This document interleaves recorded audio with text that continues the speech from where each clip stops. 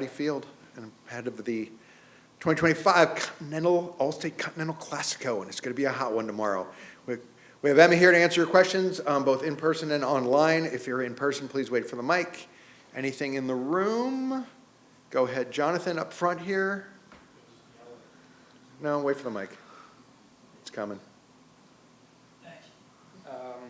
Hi, Emma. Hi. You gave Sam Coffey the armband for a few minutes. What went into that decision, and what have you seen from her rise over the last couple of years to become that kind of a leader? Yeah, we spoke about that, her and I, this morning. She said, hey, thanks for the heads up on that. I think it's a testament in 12 months, the trust and value that Sam has for this team. She's someone, I mean, she's an impeccable learner. She's always wanting to improve her game. It never ends. It's never enough. She'd sit and watch film permanently if she could of what's expected of her. And I think her game has gone to a whole new level. I do think the last few months, I've told her this too, I think she's gone up another gear. And I know in Ireland, the coaches, I know them very well. They were so complimentary of her and her abilities as a midfielder. But it's all of it together. It's who she is in the locker room. It's who she is on the field. It's how she goes about her business. It's the contributions she makes to the team. It doesn't matter if you've got 100 caps or you've got 1 cap. She's a joy to be around. She's a bit of an old soul. And no one tucks their shirt in like Sam Coffey, and we need to celebrate that. She's so deserving of that, and I think she's got leadership qualities that will see her with that armband more in the future. Jeff, right here. Emma. Hey. Tomorrow, I mean, what do you want to see from the team as a unit tactically, and then from some individuals that maybe you're still trying to evaluate? I think, like, the life of a coach when you have a team you're on a journey with, is the exciting thing about coaching is when you have a clear model and you get, I've been here just under a year, or just over a year. I think sometimes it might be just little phases in parts of our play that we might be improving on. So there's probably some particular themes that I don't want to talk about now because I want to win the game. But there's been parts of our model that we've really leaned into the last 2 camps that we're really starting to see a return on. I'm all about intentional and deliberate practice. And with that, I mean, I don't get that often to be with them. So we want to, in every situation we have, maximise the application of our model. And I say it's a testament to players and staff alike that we can rotate 2 different groups like we did last game. And that everybody's understanding, to varying degrees, because some are getting their first cap, has a good starting point. And I think that, again, is the success of the 23s programme and the Futures camp, that we're able to get Lilies and Averys to a certain extent, Sam Mays to a level where they're coming in here and we're not having to go over the basics again. We're like beyond that. And I feel like we're entering that next phase now of the top level is all about details. And by that, they often get ignored, like playing the ball to the correct foot, to making the correct decisions in certain situations, whether you're coming short, whether you're going long. And I feel like as a team, I just want to see a continuation of us getting our decision-making and execution right within the game model. Go ahead.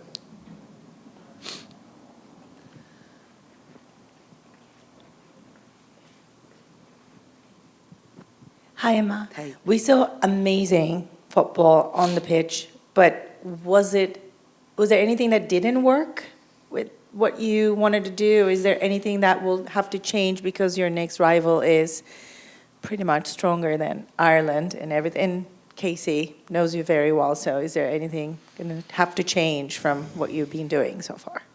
I only focus on us. I'll start with that. And it's not because it's Canada or anyone, I only focus on that. I have a team around the team that might zoom into the detail of the opponent. I'm interested in making us better in the first instance.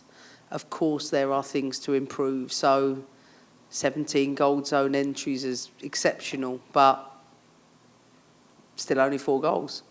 And I think if we improve that last part at an even higher level, that's why I say to you it's about, are we getting into the right areas? Yes. Are we taking the right decision when we're in the right areas? Sometimes. Are we executing at the top level in the right situations?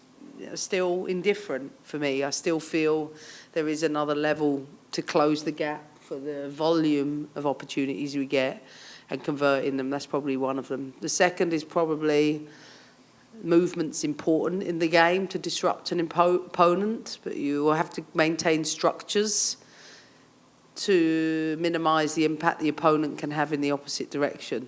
And Canada are very good in their transitions, and if you give them too much transition space, they have pace to hurt you. So I think we need to get those details right. But this is really about improving all the things I've just previously mentioned, but those are 1 or 2 that I think can be next steps.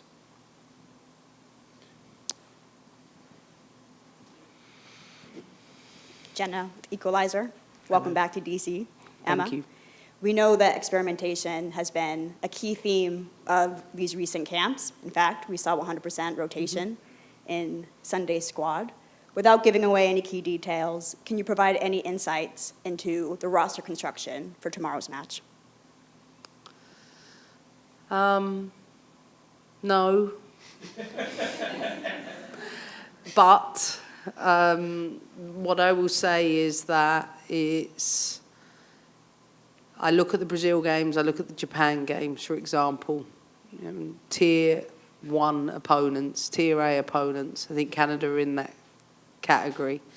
I am curious how much we have learnt from playing a tier 1 opponent. So the learnings from the Japan, I think, provided an opportunity in the first game against Brazil. The second game against Brazil was another good learning. I think we have an opportunity to show how much we've closed the gap on the details and not just 6 or 7 senior players. I mean, more numbers being able to do that.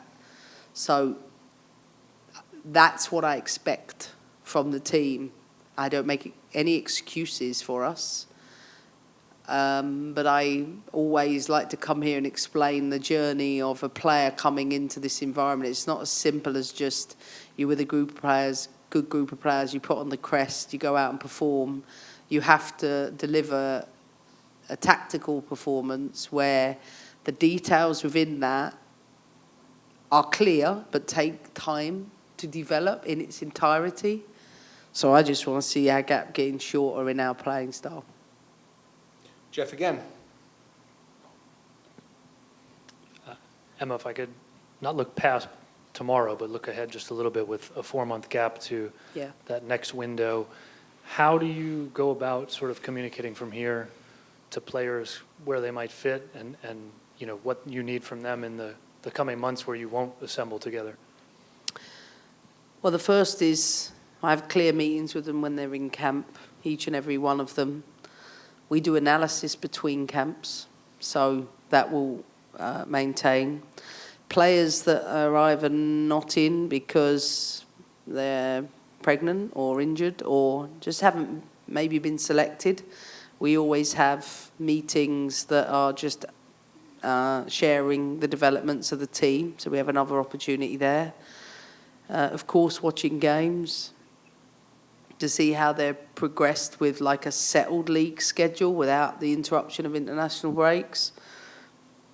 In the background, we are building out what we call a gold print, which is our actionable framework for building the team in preparation for not just 27 but 28 and beyond. And that will help shape some of the decision making come September. So I really get to zoom in. Okay, which players are able to carry out what we're looking for in relation to our model? Where are they within that level? What are their missing gaps? How are we then communicating those missing gaps so that they can keep developing them? So if I just think of an obvious example, I think of Emma Sears' last game. And I think how we have been working with her to improve her final pass into the box, I think of Lynn's goal, or the opportunity she can play give and goes on the side, and how that part of her game has gone up a notch. But it might very well be, for example, you're 1v1 in front of the goalkeeper. That might be your next steps. So that's what we'll look to do for each and every player, but it's always in relation to the way we want to play. And we have developed a framework in the background that will give us a platform to be able to deliver objectively to the players, and then, of course, some subjective feedback. Up front here, and then we'll go back to John.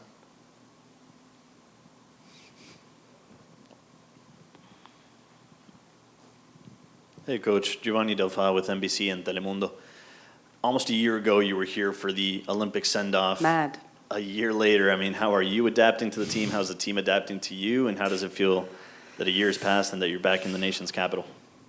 I mean, listen, I love coming here to this team. I always say this, it's like being a grandparent sometimes in this job. You don't have them all of the time. You know, they come in and you give them the very best of yourself, then you send them back to their parents. So they go back and, you know, Denise and I actually wave them off like they're grandparents. It's almost like we know we're not going to see them all of the time, but our motto is like make every second count in our interactions with them, but also maximise the time we can build relationships, because sometimes it would be with different groups at different times. I mean, I promise you this, he will tell you this, I pinch myself every day that I'm in this job. Like, this is like the biggest honour for me, maybe even more so than I thought it would be. And so often people say, be careful what you wish for, because your dreams don't necessarily match up with it. Yeah, they're right about that. This one's better.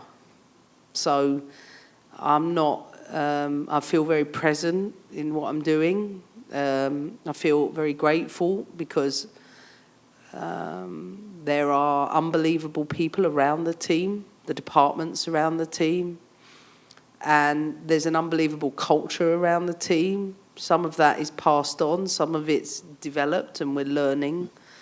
And I think the fact that we're in the middle of a transformative process to deliver not just a program for here, but I hope an impact to the global game that is to see our game through an entirely female lens, is life's work for not just me, but for a lot of other people. And I feel very excited for our future together, because it's a fun place to be, but one that, as Sam Coffey reminded me this morning, you can do two things at once. You can be intense and work hard and also have a good time. And you have to recognise the moments to do that. So for me, the players give me so much energy, and every day I show up wanting to do the best for them, and hopefully I can keep doing that. JT, this better be a good question, because that would have been a good one to end on. Oh, we got two. Okay, go ahead, JT. Never any pressure. To clarify something from earlier, is anybody out tomorrow, or are they all available? No, everybody's available. You're talking toward the start about the various young players who've come into the program, and I think Jeff said in his piece a couple days ago, it's 24 debutantes in 24 games now. Correct. Yeah. In the bigger picture of that, has that produced what you've wanted? I think I want to be clear on the opportunities for players in my time, because I can only speak for my tenure. I'm all about the whole ecosystem, and that if players who dream and aspire to be at this level are fortunate enough to get the opportunity to play at this level, whether it's 1 cap, whether it's 100 caps, I think it indirectly has an impact on the league, because players feel like, you know what, if I do well at club, I'm going to get an opportunity here. And then when they come in here and they realise the level and the intensity of everything is at a higher level, and because you put together such high-level players together, in you know, the depth is that much bigger than, say, most squads in the NWSL, simply because the 23, 26 are the best players in the country, American anyway. It shows them another level, and I think that in turn will keep having impacts on the league.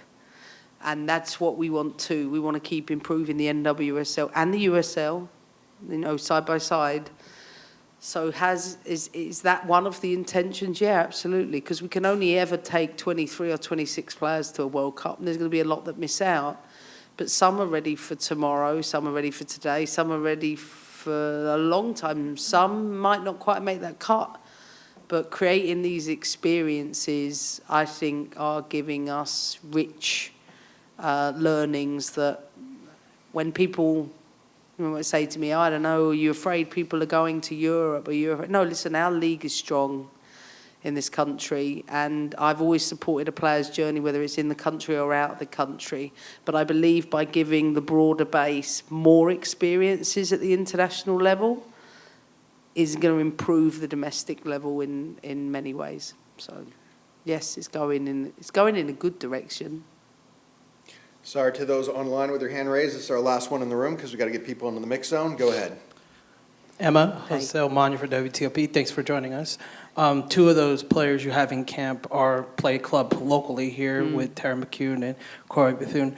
How have you seen how they've taken this camp, and how have you seen their progression with your time with you? Well, I think with Tara, it's been one that I've thrown her in at the deep end many times. Brazil, Japan. I think there've been like humongous learnings for her about the next level. But I've said before, you can't just be a good club level player and not everybody becomes an instant international class player. You might have to take sort of the up and down road within that. And I think for Tara, it's been a steep learning. But I also, from my own experience, realise it takes about half a dozen, 6, maybe 8 camps before you really settle into yourself. And I can feel that a little more for her this camp. I think she's got adaptability. She can play centre-back. You see in the last game, she can join the attack in certain ways. I think she's learning at the international level. There might be things you can't get away with that you can at the club level. But I think her progress has been steady. She's a top professional and someone who quietly goes about her business, but is a thought leader and someone who I think will continue to grow in the environment. Croy, this is really only her second. She hasn't been with us since last Olympics, and I think that she knows that in order to close the gaps to compete with the top players in her position, she's got to stay healthy. But by staying healthy, I always say to players, listen, the most important thing is stay on the field. And if that means an adaptation of what you're doing to keep you on the field, prioritise that over short-term gains. Sometimes there's an obsession over, you got to get top fit, you got to be this. No, sometimes with injury histories and big chunks out of the game, you've got to stay on the field consistently, and you build that resilience, you build that robustness. I think Croy has to be in that category first to be considered regular player for this team, and she knows that. But her final pass is exceptional, like it's second to none. But in a team like the US Women's National Team, if you want to compete to player number 10, you better do it going that way, and do it for 90 minutes. And all of those elements have to come together because the competition for that position is really strong. And I say this to our players, there might be a lot of our players that could get in a lot of national teams, but it don't mean you get into ours. You has to be a cut above to get into ours. If you think of, I don't know, Rose Lavelle in that position right now. We don't have Kat Macario in this camp. We don't have Lindsay Horan in this camp. Like the competition. We don't have Lily, even though I see Lily lower.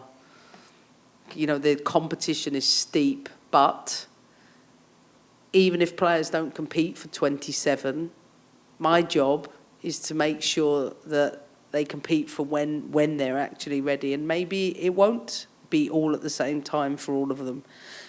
But my job is to create sustained winning.